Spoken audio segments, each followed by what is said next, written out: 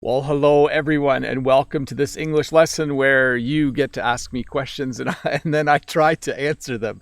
And I think I usually do a pretty good job, but I know sometimes, like last week, I think I went far too long and sometimes it gets hard, but it's still fun for me. I'm Bob, the Canadian. Once again, thank you for being here. I actually thought I should do this for a minute. I should just hide. So so you can see the scene behind me. This is a beautiful time of year in my part of Canada, when the summer begins to fade, when summer is ending, and when fall starts to begin. It's just a really nice time. I'm actually a little bit cold right now, sitting out here in a t-shirt, but I love it. I love it when the air becomes a little more crisp. It's not fall yet. I'm sure we'll have some hot weather in the future. But certainly this is a cooler day. Let me just check the audio for a sec. Everything sounds pretty good. Let me explain what we are doing here today. I'm Bob the Canadian. I'm here to answer your questions about the English language. I'm assuming most of you who are watching are learning English. That's kind of the whole point of my YouTube channel. If you have a question, Todd or Dave will put a link from time to time in the chat. Please use that link.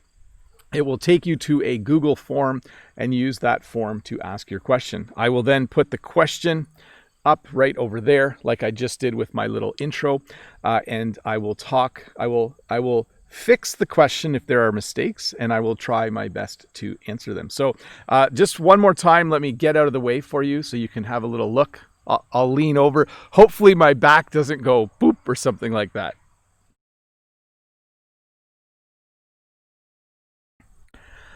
You know, when I was a kid, that's what I saw every day.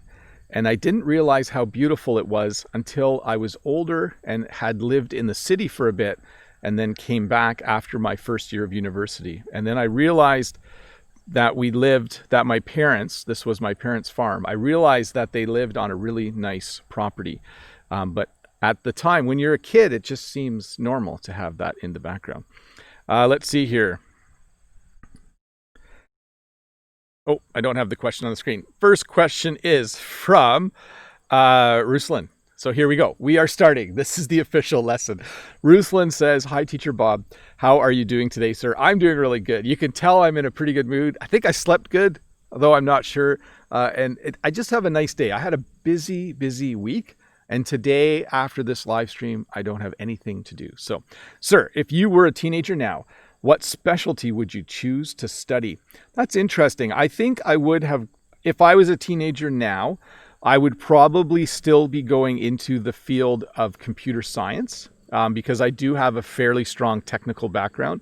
And I think I would still be studying the French language because I like French. It's a cool language to learn. So I think that's what I would be doing. Let's see here. Next question is from Athenasios. Hello, teacher. Hi, Athenasios. I hope you are doing well. Could you please explain to me the difference between ongoing versus underway? Thanks a lot. I think it's just a slight difference in how you use it when you build a sentence. The road I live on, there is ongoing construction right now.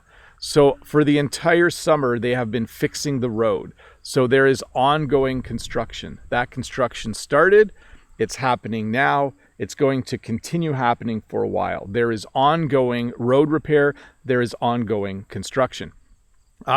Before they started though, they were getting ready, and once they started on the road construction, I would say that the road construction was underway. So you notice the slight difference there? Ongoing kind of encompasses all of it. But when you say something is underway, it means it has begun. So this live stream is underway. We're underway, and we are doing a live English lesson. So hopefully that made some sense. I think that made some sense. Next question is from Geek Chance. Geek Chance says, "Happy Teacher's Day to the most awesome teacher." Thanks, Geek Chance. And by the way, Geek Chance, thanks for the postcard as well. I just finished reading this novel called The Hound of the Baskervilles. I'm not sure how Baskervilles is pronounced. So it's a tricky word because we don't usually spell it that way when we use village in English, right? So it looks a lot more like the French word ville, which you do not pronounce the way I did in English. So the Hound of the Baskervilles. Is it hound or hounds, though? I can't remember. Next question is from Mahmoud. Let's see here. Mahmoud says, hello, Teacher Bob. How are you doing today? My question is, how can I start learning French? What should I focus on? Thanks in advance. So some people will agree with my answer and some people will disagree. So Mahmoud, if you can get the app called Duolingo, and if Duolingo has a way for someone who speaks your native language to start learning French, I'm not sure what your native language is, I would do the entire Duolingo top to bottom. I would get the Duolingo app and do that. Some people don't like Duolingo. Some people love Duolingo. I happen to really like it. When I had to review my French to get ready to teach French again a number of years ago, I did the English-French Duolingo from top to bottom. And I just practiced every day on Duolingo for 10 minutes. But that was not the only thing I did. But it certainly, for me, was a great tool. So that's what I would highly recommend if you are studying French. If you can find, I'm not sure what your native language is again, but if they do have that available on Duolingo, I would do that. Let's see here. That's a good question. Salah Abid. Hi, Pop. Hi, Bob. We are learning English as a second language. What is the appropriate age for a child to learn a second language? Do you teach your children French? So my children don't want to learn French. Well, that's not totally true. I have not made an effort to teach them French, and they have not asked to learn French. So I have not taught them French. What's the appropriate age? I actually have a few nephews who at the age of 5 or 6, they go to French immersion school. So they live with, my family, my extended family. They live in English-speaking households, but they go to school in French. Their French is a French immersion, their school is a French immersion school. And that starts around age 5 or 6. So I think that's a great age for kids. If you are able to, just start them early. I don't think there's anything wrong with that at all. Let's see here. Next question is from SL Lanka. Hi, Bob. What's the difference between defer and procrastinate? So defer probably means there was a little more thought before you decided not to do something. So if I'm going to defer something to Monday, it means that I've thought about today and I'm just going to defer. I'm going to do that Monday instead. If I procrastinate, it actually means that I should be working on it, but I'm just doing nothing instead. Okay, that's what happens when you procrastinate. I think the airplane's back. Could you explain the phrase conscious thinking employs words? Thanks for great lessons. I should point the camera up. Maybe you can't even hear it. The microphone usually only picks up what I'm saying, but we definitely have an airplane flying overhead. Jen thinks the airplane comes every week to take pictures of the flower farm from the air. So maybe that's what's happening. Conscious thinking employs words. I'm not sure what that means. It's a little bit out of context for me. It's a little hard for me to know exactly what that means, SL Lanka. But I guess what it could mean is that if you want to start thinking in English, try to force yourself to visually see the words and say them in your mind while you're talking. I'm just guessing there, though. So Mary, the Iranian. Hi, Teacher Bob. Morning. I was wondering why they say head shrinker to a psychiatrist. So we don't usually say head shrinker, but we do call them a shrink. Okay. So sometimes when someone has challenges and they are seeing a psychiatrist, we might say they are seeing a shrink. It's slang. It's not a polite way to talk about it. So we might say that they're seeing a shrink, but I have not heard head shrinker. Maybe shrink is a short form of that, but if you watch TV, some English TV shows or movies, you may hear the term, he's seeing a shrink. Okay. Let's see here. Joshua Chung, could you teach me some writing skills? Thank you. So I can't teach you a lot of writing skills, but I'll give you a little recommendation. If you are not writing daily in English, you should start simple. There's 2 ways to start simple. One is to simply copy English from what you are reading. Okay, so that does not require a lot of thought, and it does allow the English to go through your brain once. The second thing I would recommend doing is start a diary where at the end of the day, you just write a few sentences mentioning what you did that day. I think that's a good way to do it. Oscar's barking. Let me check the audio, folks. Well, sorry, I started listening to myself. I sounded really interesting, so I just kept listening. Let's move on to the next question. I'm a bit silly today. Sorry. I think it's nervous energy because school is starting on Tuesday. Nervous energy is when you're worried or nervous about something or maybe excited. And nervous energy can come out as people being silly or funny. It could also, like, I think I could get angry really quick right now at little things because I think I'm ready to start teaching on Tuesday. I'm a little worried about going back to school and being around students with the pandemic and with COVID still around. But yeah, I think I have a lot of nervous energy today. It's coming out as silliness right now, so that's good. Let's see here.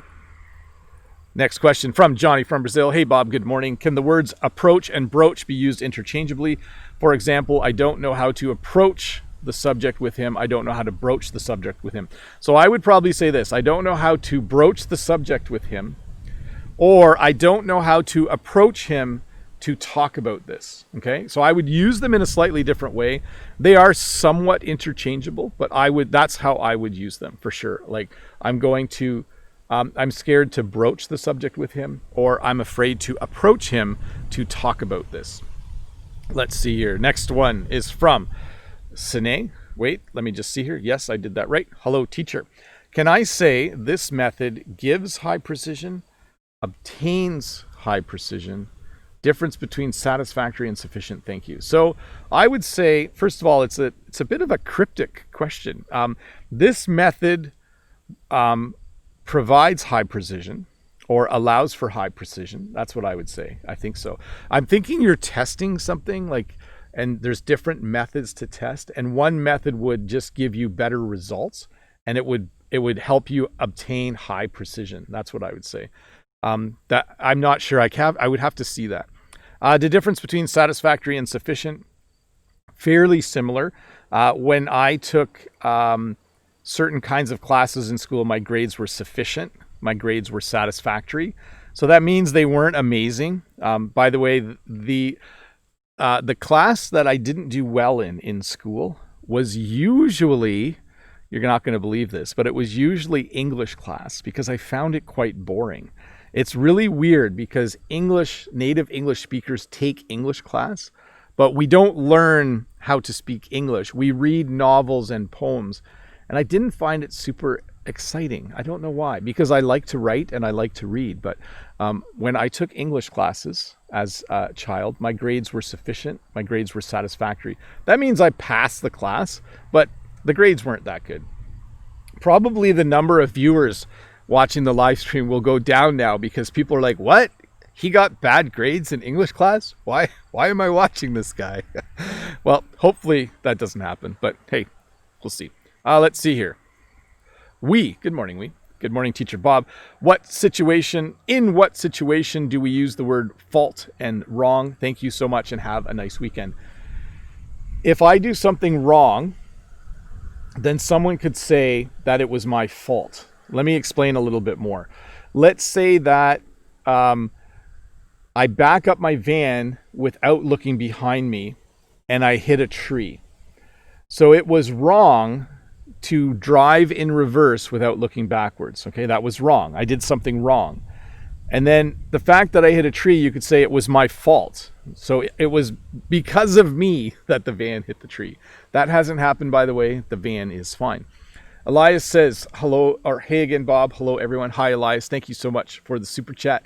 Awesome to have you come out and support the channel. By the way, Elias continues to learn English well and continues to study daily, pretty much daily. Good job, Elias. Let's see here. Next question is from Judd. Hi, teacher. Thank you for giving your time to us. It's really nice of you. Would you please tell me the meaning of this or of these? She is a freak, and then encounter, and then mess around. Okay, so first of all, if you say someone is a freak, it means you think they are a little bit weird, okay, or a little bit strange. So you have people that you think are normal, and then there's people who are maybe a little bit different, and you might say they are a freak. It's somewhat slang. It's somewhat rude to call someone a freak, but you could say someone is a freak. An encounter is simply a meeting. Okay, so if you have an encounter with someone, it means that you met them. Okay, like, let's see, when I went to the restaurant yesterday, I encountered a lot of people. Okay, that simply means that when I went there, there were many people there. It's not a word we use a lot. We use it to talk about, there's a movie, Close Encounters of the, is it the third kind or fourth kind? I can't remember. There's a science fiction movie, but it's not a word we use a lot, okay? And then mess around has a couple of meanings and a couple of degrees of the meaning. If you and some friends are hanging around outside a store and you're just messing around, you might be like just, smoking cigarettes. You might be just standing there talking. You might be, flicking stones at the wall. You're just messing around. But it can also have a sexual overtone. So when you say that, two people were messing around, it can mean that they were engaged in some kind of sexual activity. So be a little bit careful when you use the phrase mess around. Let me see here. I do want to pause and say hello to the 450 people watching. There is a subscribe button right there. If you are not a subscriber to this channel, you should click it. Whenever people click it, it makes me extra happy. I don't actually know when people click it. I was just kind of saying that. Let's see here. Next question. Hannah's Lexus. Hey, hi, Teacher Bob. Could you please tell me what is the difference between classic and classical? So that's interesting. I can't tell you the difference, but I can give you examples of each. In Canada, if you own a really old car, we call it a classic car. So if you have a car that's from the 70s or the 60s or the 50s, and then you make it look new again, we say, oh yeah, he has a classic car. My uncle has a classic car. But if you listen to music from a long time ago, we call it classical music. So that's really the only thing I can tell you. They both mean old. They both mean something from a long time ago. And there probably is a really good explanation as to why we have both those words. But just so you know, you can own a classic car. When you drive in your classic car, you can listen to classical music. So there's a slight difference between the two, and there's an example for you. Let me see where I'm at here. Jay says, hello, Teacher Bob. What is the difference between for me and to me? Thank you. Have a great day. So again, this is another hard one to describe, but I'll give you two sentences where I use both, okay? If you go out and buy a present because my birthday is coming up, you are buying a present for me, okay? So if you go to the store, you would say, I need to buy a present for Bob, the Canadian. And then you are basically buying a present for me. The present eventually is going to be mine. If you come to my birthday party, you would give the present to me, okay? So you would buy the present for me, you would bring it to my birthday party, and you would give the present to me. There are many other ways to use for and to. So that was a very simple example, but those are two example sentences for how you could use the two. Norma in the chat says a classic movie. Yes, you can watch a classic movie. You could watch a classic movie that has classical music in it. Yeah. Interesting, isn't it? I'm going to have to look that one up because that is interesting. By the way, I have spent months talking way less than I normally do, and next week I have to start talking a lot more at school. So I hope that I don't start to lose my voice. That is always a problem that teachers are worried about because we talk so much. And I do have to teach with a mask on, so I'll need to talk a little bit louder. I wonder if I should get a microphone for my classroom. Anyways, I'm off topic. Let's get back to the lesson. Let's see here. I'm going to go through these quick. Luke, sup, Bob, have you heard of these? By the way, when you say sup, it means what's up or what is up or how are you, basically. Sup, Bob, not much. How have you heard of these? Rat race, yes. Man-made, okay. A made man is someone in a crime organization, and man-made is something that's made by a man. You'll have to look those two up. Dodge, yeah, if someone throws something at me, I dodge. The next word I don't recognize. Give your best to someone, yes. If Jen was going to visit her parents, and if I was staying home, I could say, hey, say hi to your parents, give your best to my parents. Basically, say hi for me. Do a number on somebody. Yeah, that's an interesting one. If you are playing a sport and like American football, and if you are tackled really hard, we would say that that guy really did a number on you. Okay, so it kind of describes an interaction. Quota is, wow, this is a lot of questions. Quota is when, I'll tell you this much, when we were milk producers, there was a quota and we were allowed to produce a certain number of liters of milk per day. So a quota is a limit for production. And then gauge is simply when you assess something. So that, Luke, that was a lot of questions in one thing. I think I answered them all pretty good. Let's see. Mia says, hello, Teacher Bob. Hope you're having a nice day. I am. It's very cool. The sun has gone away. It might rain later, and we do need rain again. Madi is laughing, I think, because I'm off topic. Could you please explain the phrases low key and high key and give some examples? Thank you. So we use the phrase low key. I have not used the phrase high key. Okay, so low key is when, let's say you go to a big birthday party, but you're feeling a little bit tired and you don't want to talk to a lot of people. You might just want to be a little bit low key and just kind of stand off to the side or at the back of the party. Sometimes at night for work, we have meetings where all of the parents and teachers come in. And if I don't feel like talking to a lot of people and I just want to be a little more low key, I'll just kind of stand at the back of the gymnasium or the room we're having the meeting in. And just be a little more low key. So I would look that up though, Mia, because there are other ways to use low key as well. Let's see here. Sheik says, hello, Teacher Bob. Hope you are doing good. Can you tell me if it is helpful to practice speaking English with Google Assistant? So I use the Google Translate app to sometimes translate sentences or words into French, and then I will listen to the audio and then try to repeat it. It's kind of robotic, but it can help you learn to pronounce certain words that are a little bit tricky. So there are various ways to use, the text to speech or speech to text in Google Docs and those kinds of things. I would say just use everything. If it helps you, then certainly use it. Next question is from Anmar. Oh, what happened there? Looks like I highlighted it. Next question is from Anmar. We need a two here. How to develop my language. And let me just rephrase this question, Anmar. This would be a good way to say it. How can I improve my English?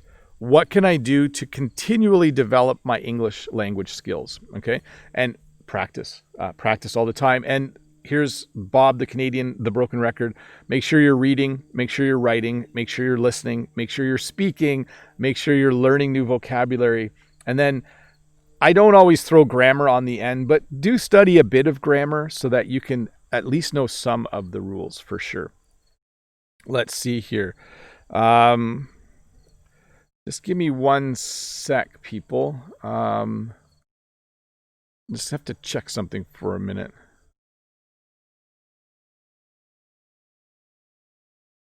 Yeah, okay. Sorry. Let me get to the next question here. Sorry, I was distracted for a moment by a message that came up.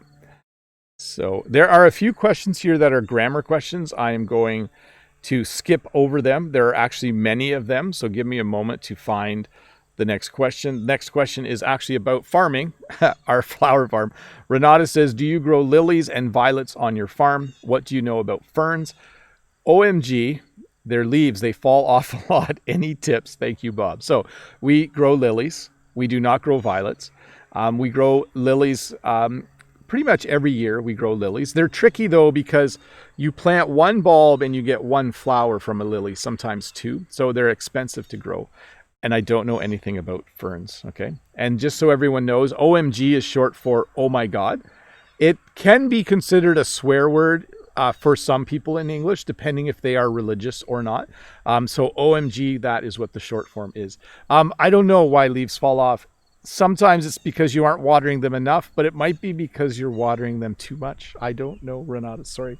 Hey, I'm going to check the audio for a sec. Give me a minute here.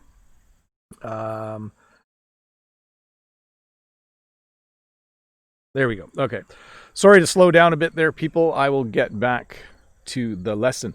I do want to mention this, though. I did skip a couple questions because they were very much grammar related. It is difficult to answer grammar questions live. Grammar lessons are better scripted and made ahead of time. Excuse me. So I do usually skip those. So if you are one of the people who you feel like I have not answered your question, if it was about verb tenses and prefixes and suffixes, I usually do skip those. Kadir says, "Hi Bob, how is your day? I will be coming to Canada to live. Can you give me some advice?" Yes. First of all, if you are coming from a country where you don't have winter, and if you are moving to one of our northern cities, I would consider Montreal, Ottawa, maybe Calgary as our most northern cities. Be prepared for a very cold winter. Quebec City as well. If you are moving to one of our southern cities, be prepared that winter will be not too bad, but it might be cold sometimes. So that is probably my number one thing to recommend. If you are moving to Canada, if you are moving to any of our northern cities, be ready. Have the right clothing. Winter starts in October and November, and it can last all the way till the end of March sometimes. So get ready for that, because it can be cold. It can be really cold, actually. Let's see here. Next question is from Mayra. "Hello, Bob. I have a question. What do you enjoy the most about learning and teaching English? Thanks a lot. Regards from Mexico." I think I really like helping people. It's really fun. I know this live stream is not the perfect way to help one person learn English, but it is nice to be able to just answer some questions for people. It's nice to be able to take the time to answer some questions. I do want to give a shout out in the chat to Gaga. Gaga was taking a break to focus on studies. I see him in the chat. So hi, Gaga. Good to see you again. But yes, I like it that I'm at the point in life where I have time to actually do this. It's just fun for me. So lots of fun. Let's see here. Next question from Stephen. "What's the difference between intend and plan?" So when you intend to do something, it means you have thought about it and you are going to do it. Okay. So I intend to relax this afternoon. I intend to finish this live stream, clean up my equipment, and relax. It's been a long week. I need a little bit of a break. I can also say I plan to relax this afternoon. I plan to finish this live stream and then clean everything up, and then I plan to relax. So in those two sentences, they mean exactly the same thing. Let's see here. Next question from Nazir from India. Hi, Nazir. "Hi, teacher. How are you doing today?" I'm doing good. "Is there any difference between sometimes and once in a while?" I had another doubt too, but I forgot it. My bad. So sometimes I'm happy. Once in a while, I'm happy. Sometimes I drink a lot of water during my live stream. So they're really just slightly different. They do mean that you're doing something a lot, though, okay? Or that you're doing something repeatedly. Like, sometimes I enjoy my job. Sometimes I don't. Once in a while. I would say sometimes is more often than once in a while, but they do refer to doing something repeatedly, right? Like Jen and I go out to eat every once in a while. Once in a while, I'll order pizza. Sometimes I order pizza. Actually sounds like I'm doing it a little bit more, but they both just refer to actions that are repeated. Let's see here. Next question from Alice. "Hey Bob, I come from China." Hi Alice. "I am sorry that I can't watch your live every time because I am going back to school." Or maybe you are back in school. I just want to thank you. Well, you are very welcome, Alice. I'm glad that when you do have the time, you are able to be here. By the way, I do want to say hi to the 544 people who are watching, or 555. If you are not a subscriber, you should click that red button. It's right here. Try to hold it in my hand. It's right here. This is hard to do. There, it's right here. If you click it, it's free, by the way, and you just get notified when I make a new English lesson. Let's see here. Next question from Ario. Hola, Mr. Bob. My question is, why do Americans love Japan? I love Japan too. Thank you. So I did make some corrections there, Ario. Why do Americans love Japan? I love Japan too. I don't know why Americans love Japan. I think probably because it's a pretty cool country. By the way, I have been watching a documentary about gardens, Monty Don's gardens, and he went to some gardens in Japan, and they were beautiful. That was a really cool episode. It was, I don't know why I watch it. It's one of the shows I watch to relax. It's called Monty Don's Gardens, and he goes to gardens in different countries. And he went to some gardens in the Middle East. He went to some gardens in Japan, and they were very beautiful. So maybe that's why Americans love Japan. Let's see here. Next question is from Esther. Hi, Esther. Dear Bob, I would like to ask, what's the meaning of Papa gets swag? I saw this sentence from an American TV show. Thanks. So swag was a word, it's not used a lot anymore, but it can refer to like really cool clothing. Bling is cool jewelry. Swag can be things that you can have a bag that you get from a convention and you would call it your swag bag, and then you put lots of different cool things in it. I think it's not so much clothing. Let me take that back. I think swag would be things that let me put it this way. When I go to a teacher's convention, they give us some swag at the convention. So we get like a drinking, like a water bottle, and we get like a little clipboard and like a pen, and I don't know. Look up the word swag and maybe you can get a better description than what I'm giving. Or maybe Dave or Todd or Brent in the chat can give us a better description of what swag is. Let's see here. Rod, how are you, sir? I wonder why we say in class and we can't say in a party. So why do we say at the party? Thanks and have a great Sunday. You know, that's a great question. So I was talking about this with my friend Marie last week. The in and at in English are really weird. My students are in a class. They take a class, but they are also in a class. Okay. My kids are, when they go to school, they'll be in a class. They'll be in a classroom. They'll also be in a class. When you go to a party, though, you're definitely at the party. You're totally correct. Like I was at a party last week. Next week, I am going to go to a party. When I am at the party, I am going to talk to my friends. So don't know the answer, Rod, but I just mentioned quite a few example sentences there for people to listen to. If you did not hear them, you could go back and listen to them later as well. Brent says swag equals stuff we all get. Yeah, so like as an acronym. Very cool. Thanks, Brent. Teachers' conventions don't give very good swag, by the way. I think you get better swag if you go to something fancy. Teachers' conventions, you get a clipboard. What did I say? A clipboard, a water bottle, and a pen. I think that's the swag that you get at a teachers' convention. Next question is from Eliane Santos. And Eliane says, hi, Bob. For this following question, is it okay to set the meeting for 9? Which answer would be correct? It's okay for me. It's okay.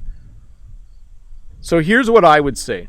If someone said, hey, can we set the meeting for 9? I would say, fine by me. I would say, sounds great. I would say, that's okay for me. I would say, that works for me. Yeah, that's what I would say. So set the meeting by 9. Does that work for you? Works for me. That's fine with me. That's fine for me. That's great. That works for me. All of those responses would work and be very common, by the way. And I think I used all of those sentences this past week at work. I think I used like, yep, that works for me. Yep. And then you might say after that, I'll see you at 9. Okay. Yep, that works for me. I'll see you at 9 then. Let's see here. I was wondering what Brent would say. Brent said, I got a free nail file from a teacher's insurance company this past week. Yeah. Teacher swag is the best kind of swag. No one gives us sports cars, by the way. That's pretty rare. Let's see here. So Tony says, is it true that Canadians tend to use lots of slang and idioms or not? Thank you, Teacher Bob, and have a nice day. So this came up in a question I had on Facebook, actually. I do have a second English channel where I teach short English lessons. And the question was, you teach all these phrases, but none of these phrases are actually used, are they? Like, are you just teaching us phrases from a book? And here's what I'll tell you. I'm getting emotional about this. No, I'm not. On my second channel, I mentioned this in the last lesson. Every phrase I teach is a phrase that I have heard that day or the day before or earlier that week. It is a phrase that I have heard a colleague use or one of my kids, or I have heard on the radio or on television. So yes, English speakers, even though you might watch videos where the teacher says you don't need to learn idioms, you don't need to learn slang, I'll tell you this, it is no problem for me to find an English idiom or phrasal verb or phrase or term every day that's new and unique that I need to teach to you. Okay, so we do use them. We use them all the time. You'll even notice in the chat, those who have a higher level of English or some of our native English speakers use idioms and slang all the time. Okay, it's quite common. Like if you watch Brent in the chat, it's a very, by the way, all of you should pay attention to anything Brent ever types, because he's another English teacher on YouTube. He's another real life English teacher, and he is a native English speaker. So when Brent and I kind of have a little back and forth during a live, and he's talking directly to me, he often will be speaking very pure and very common English, okay? And it's very cool. So pay attention to him and watch his videos and go to his live streams. And I'm not sure if I'm allowed to mention this, but enjoy your time at home, Brent. I don't mean to laugh, but enjoy your time at home, because I know you're not allowed to be at work for a little bit, are you? So that's how COVID works. It's just a weird disease, isn't it? Alberto has the next question, and I need to do something for one moment. By the way, I forgot about this, but that's okay. It's not too late. I have, let's see here. I have turned on members only chat. If you are a member of the channel, you may ask questions directly in the chat for the next 10 minutes or so. And I do want to thank you once again for being members. For those of you who are not members, you should scroll down and read what you get if you're a member. It's quite a bit, actually, I think. It's quite handy. If you are an English teacher, you should consider being a member, because you get a lot of support materials for videos and for live streams. So anyways, let's see. Brent is talking about my other short English lessons. Thanks, Brent, for the shout out on that. Panthera is talking to Arone. How have you been doing? Excellent. Lolly says, please give my best to Jen. I will. By the way, from now until the middle of October is a very busy time for Jen and I. So if you think about, I am a teacher, Jen grows flowers. This is a time where our work overlaps during the year. So the month of June and the month of September are very busy months for us. So thanks, Lolly. I will give my best to Jen for you. Elias says, Bob, when I say I'm just going to kick back today, does it mean I want to relax? Yes, I'm just going to kick back today. That's my plan this afternoon. Clean up all this equipment, and I think I'm going to lay on the couch. I'm just going to kick back. Probably around 4 or 5, though, I'll start working on something, because, again, I have that nervous energy right now. Toshi says, hello, sir. How are you? May I ask you something? In the record or on the record, which is more suitable? When you are talking to a reporter, you are either on the record or off the record. If you are on the record, it means whatever you say will be in a news article, possibly.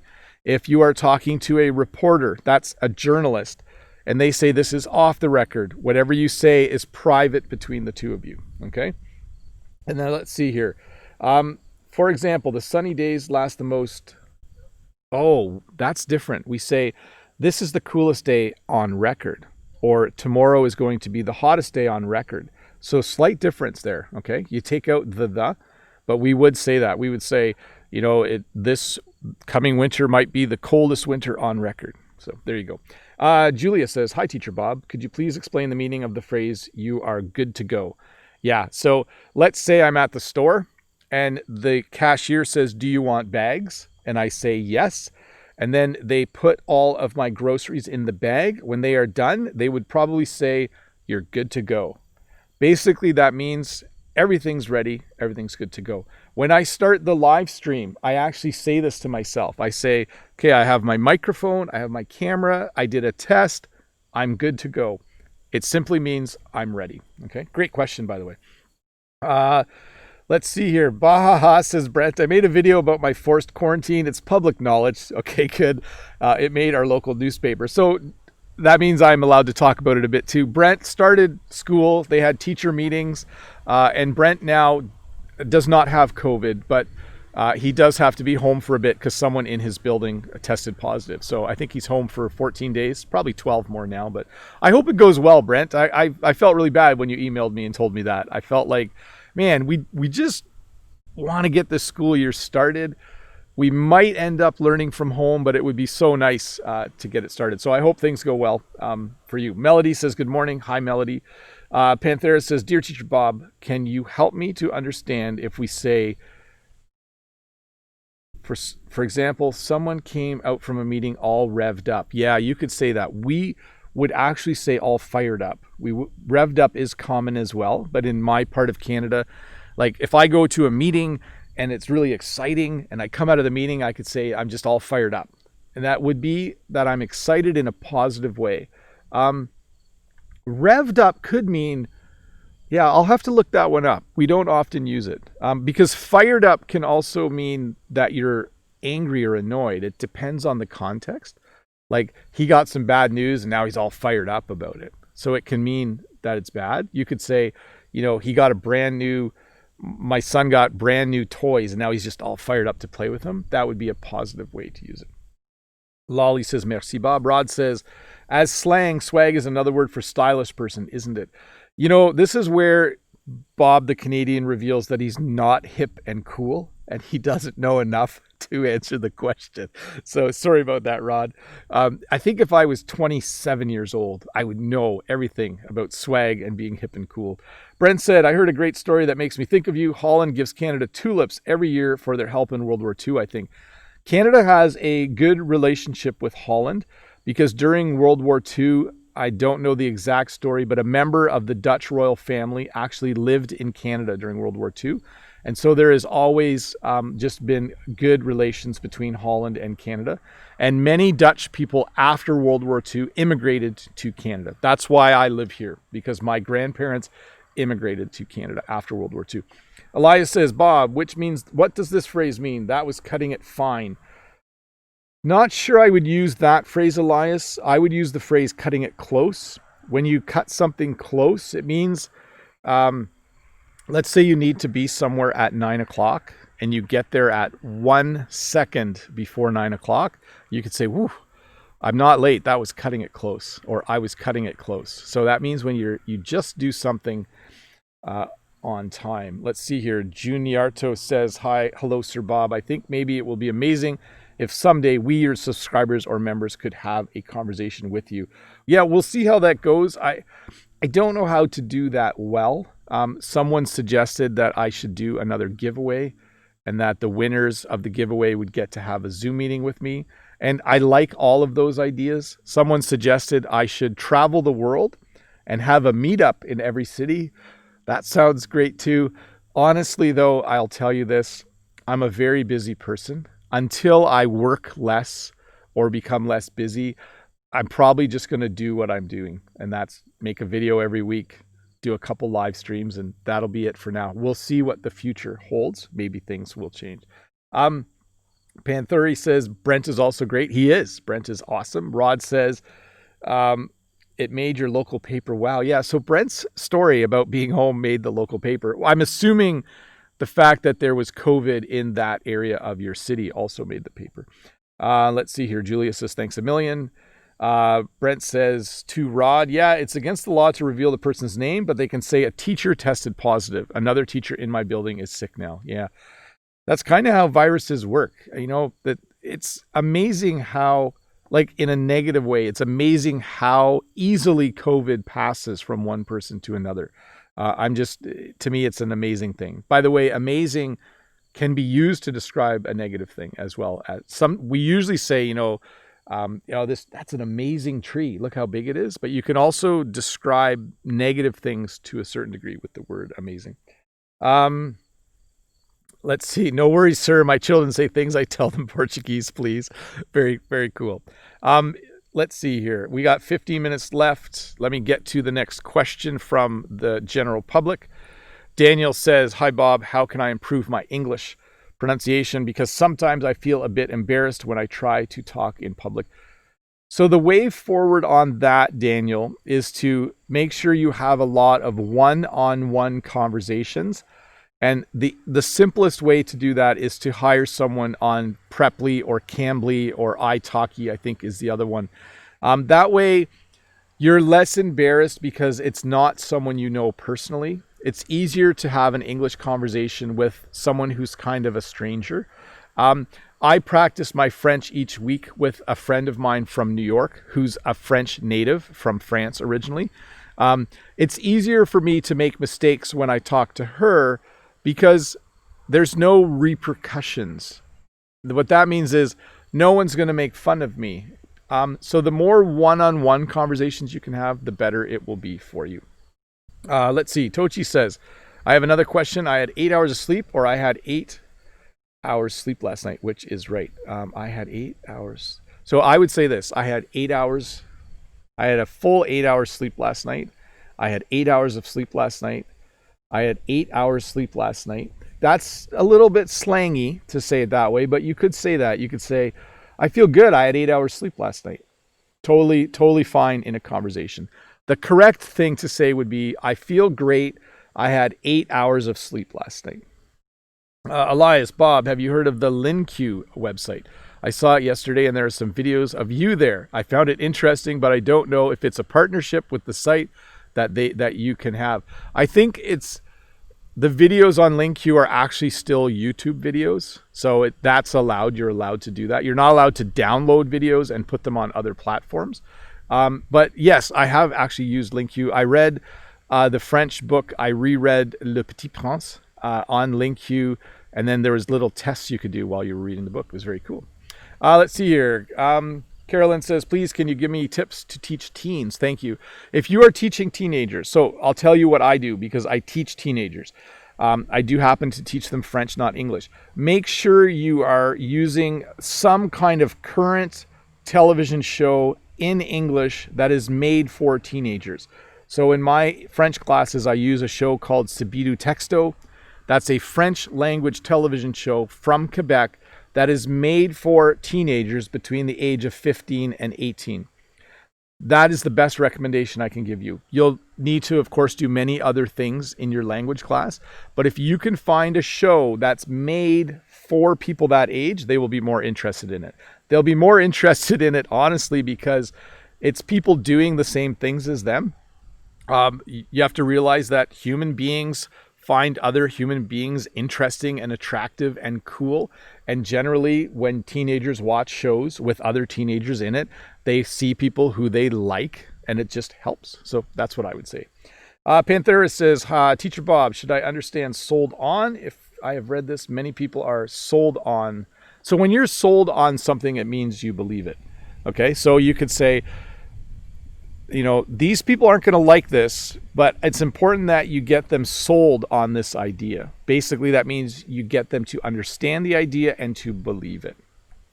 Give me one moment here, everyone. I do need to make the reverse change. I'm going to turn off members only chat. I know that wasn't necessarily as long as normal.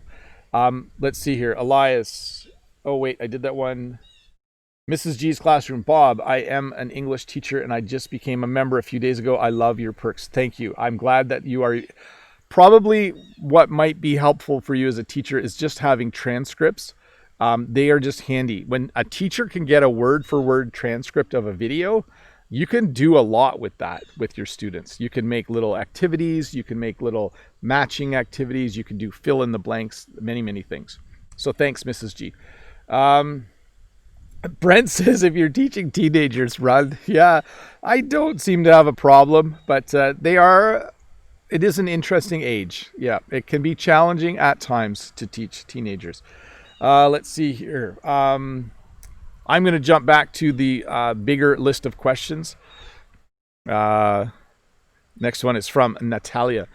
Why do we use the prepositions at and by in a sentence? I was shocked at what I saw. I was shocked by what I saw. How can we remember it? So just remember one. Both sentences are correct. I was shocked at what I saw. I was shocked by what I saw. They mean the same thing. At and by are many times they can be flipped. And I think you just need to know that if you simply learn one for that example, don't worry about the other one from now. Okay. So you don't always have to learn all the variations on how to use something. But yeah, I'm sorry again. English is weird, right? Like you could say things like, meet me by the mall, meet me in the mall, meet me at the mall. And they all mean slightly different things. If I say meet me by the mall, I'm outside the mall waiting for you. If I say meet me in the mall or at the mall, so let me back up. If I say meet me at the store, I could be outside the store, I could be inside the store. If I say meet me by the store, I am outside the store. If I say meet me in the store, I am inside the store. So, sorry, English, just weird. It's a weird language. We should have stuck closer to our Latin roots like some of our other cousin languages did, I think. Let's see here. Adnane, bonjour Bob. I have a couple questions for you. Why does Canada use French as a second language? And comparing between French and English, which one is easier to learn? Made a few corrections while I read that, Adnane. But here I'll tell you this. We are a bilingual country because we were originally settled by both French-speaking people from France and English-speaking people from Britain. Okay, so the history of Canada is a history that involves two European nations settling this area. Okay, primarily English-speaking people were settling to the south, and French-speaking people from France were settling in the area that's now the province of Quebec. As history progressed, we have always maintained two distinct languages in our country because we have two distinct groups of people who for many years have spoken both languages. So that's it. What's easier to learn? I actually think French is more logical than English, but each language has its challenges. English has phrasal verbs and prepositions. French has nouns that can be masculine or feminine.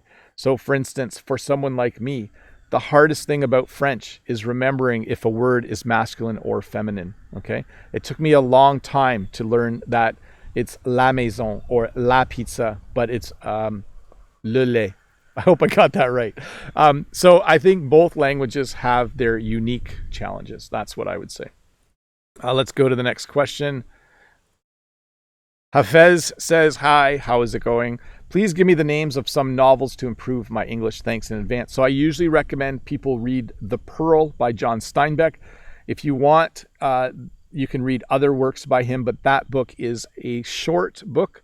It is a fairly easy read. It's not a modern story, but it is a story about people and how they interact with each other. So The Pearl by John Steinbeck.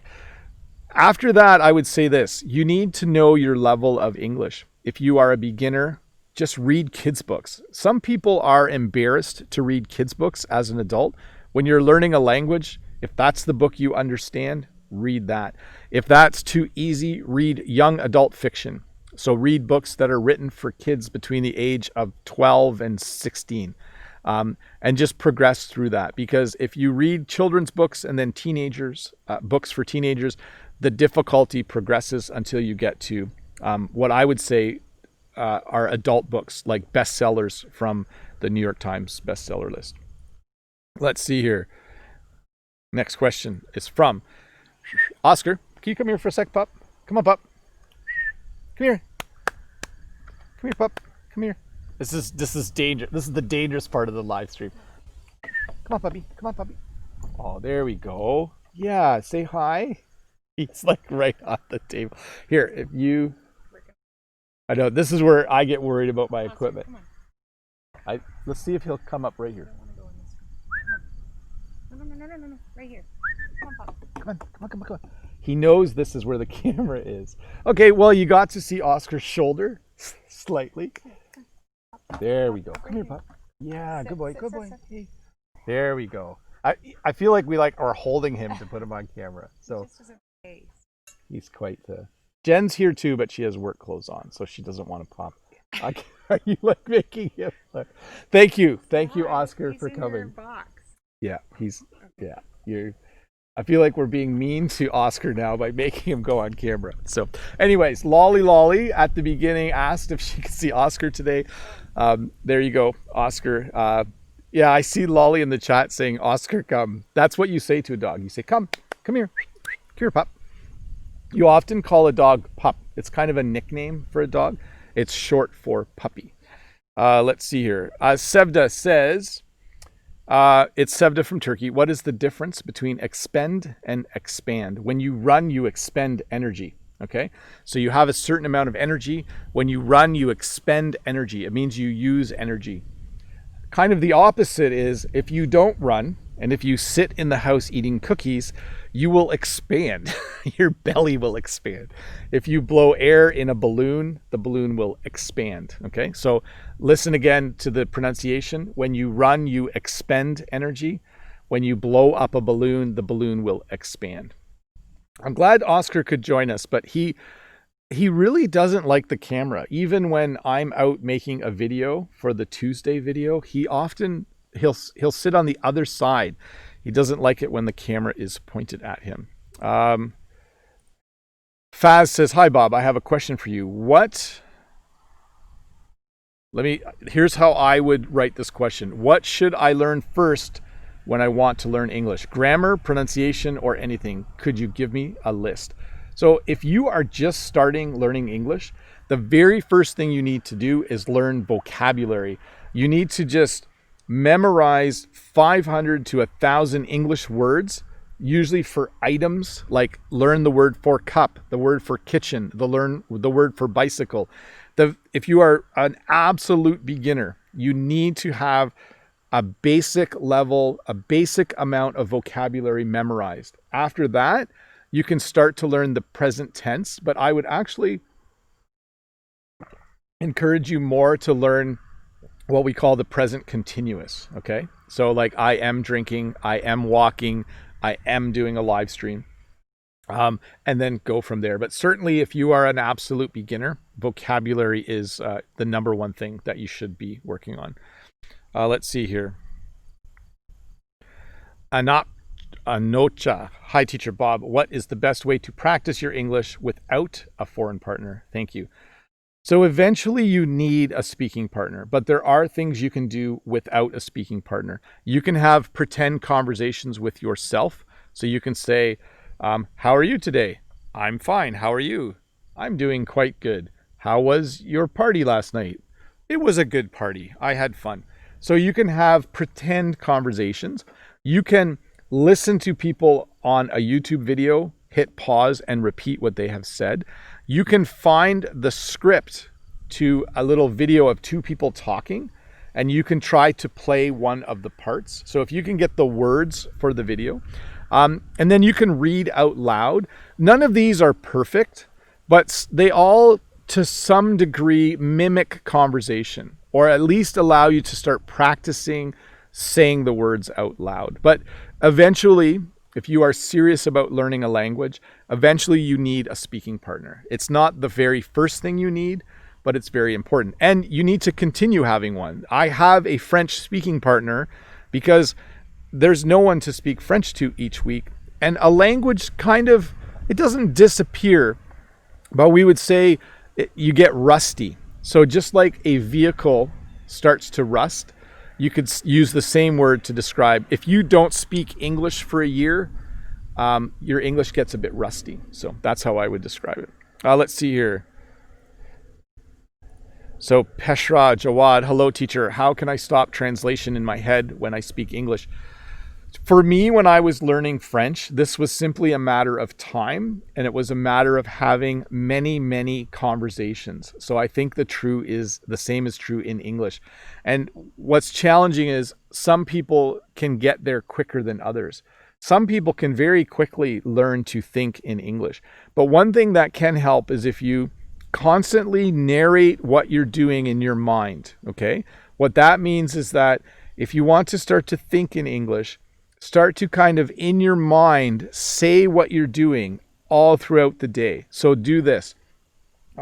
If you are in the subway, in your mind, think to yourself in English, I am riding the subway. Like, try to see the words in your mind. This isn't perfect. This is not scientifically proven. This is just Bob's ideas. But try as much as you can to force yourself to see the words and think the words in your mind all day. Okay? Whenever you are by yourself doing something, try to do that. That will help. For me, if I watch French television before I go to bed, then the people in my dreams speak French. So I think at a certain point, it becomes a little more automatic. The people in my dreams speak perfect French, by the way, but I don't. Hey, let's do one more question and we will wrap this up. Glober says, hey, Bob, in what situation can I use I think and I guess? Could you tell us some examples? Yeah, I think I can give you some examples. I guess I could give you some examples. I think I've answered enough questions today. I guess I've answered enough questions today. They're slightly different. By the way, I was just using those two phrases. It might have seemed like I was pretending to think, but that's how you would use them, right? So here's some examples. My brother says, hey, Bob, can you come over later today? I need some help with something. I could say, I'm really busy, but I guess I could pop by at 2. I could say, I'm really busy, but I think I can pop by at 2. So in those situations, they mean exactly the same thing. Hey, this was a nice lesson. It's not as cold as I thought it was going to be, but it's pretty cold. The sun went away during the lesson. It's been an hour. I'm going to wrap this up. I know last week I did the marathon lesson. I think the brain only works for 1 hour when you're doing a live stream. I think it's bad to go longer than that. And I do need to just take a little bit of a break this afternoon. So thank you so much for watching. Big thank you to Brent from American English with This Guy. Very helpful in the chat. Do check out his channel as well. Big thank you to Todd and Dave for being here and to just help moderate. You're probably not aware of how helpful or how important that is sometimes, but for them to be here and to keep the chat civil and to keep the chat going well is very helpful for you. So I appreciate it, of course, because I want the chat to be good. But I also just want to say thank you to them personally. It's just super helpful to have good moderators in the chat. So thanks, guys. Thanks to all the members who help support this channel. You guys are awesome. It's very helpful for me as I go through this every week to know that there is a bit of money for me to buy a new microphone or a piece of equipment from time to time to make things better. I'm starting teaching Tuesday, so wish me luck. Wish me all the best. I think it's going to go well, but I'll be honest, I'm a little bit nervous because everyone has a little bit of a different opinion on how serious COVID is. And I think next week I'm going to find out that some people are very serious and other people are less serious. You've probably all noticed that when you walk around outside. Anyways, this was fun. I'm going to stop rambling on. Have a great weekend. And there will be a new video Tuesday for sure. So look for that. Anyways, bye. I didn't make an outro yet, so it's just me waving bye. See you. Have a good week. Bye.